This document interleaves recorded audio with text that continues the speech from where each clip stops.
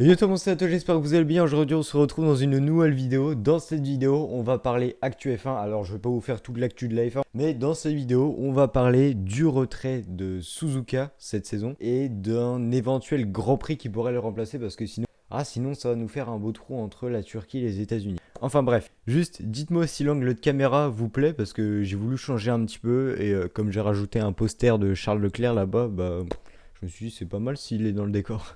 Bref, on rentre dans le vif du sujet.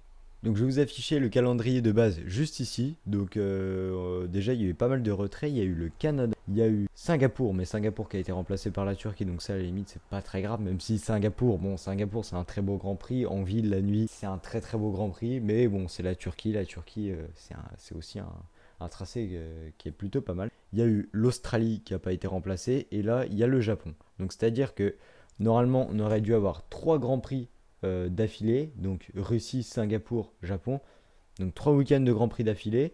Et le problème là, c'est que si on retire le Japon, il va y avoir un gros trou entre Singapour, mais qui a été remplacé par la Turquie, donc entre la Turquie et les États-Unis. C'est-à-dire qu'il n'y aurait pas de Grand Prix du 3 au 24 octobre. Donc ça ferait un petit peu une trêve au milieu du mois d'octobre, surtout qu'en novembre, il y a le Grand Prix du Brésil le 7 novembre, mais comme l'Australie a été annulée, il n'y aura pas de Grand Prix du 7 au 5 décembre.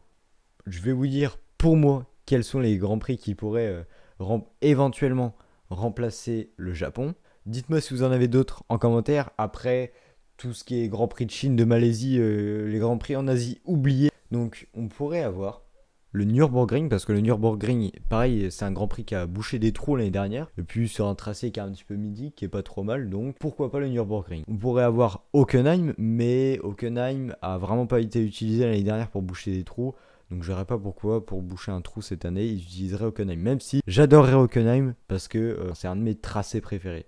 Peut-être le Mugello, mais le Mugello, l'année dernière, il a été utilisé à la fois pour boucher les trous, mais aussi à l'occasion du millième Grand Prix de Ferrari, parce que c'est un circuit qui appartient à Ferrari. Bref, donc pour moi, le Mugello, c'est aussi une piste à oublier. Donc pour moi, le plus probable, ça pourrait être Bahrain House Track.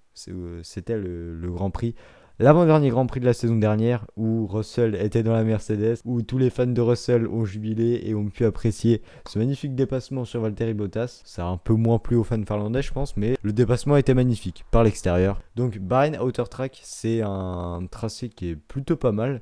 Et surtout, c'est de nuit, c'est sympa les Grands Prix de nuit, je trouve, parce que ça change un petit peu, parce qu'il y a vraiment très peu de Grands Prix de nuit. Il y aura donc Jeddah qui sera de nuit, il me semble. Il y a Singapour, mais du coup cette année il est annulé. Bahreïn et Abu Dhabi. Donc ça pourrait être sympa d'avoir un Bahreïn House Track, et parce que le tracé est pas mal, et aussi parce que c'est de nuit.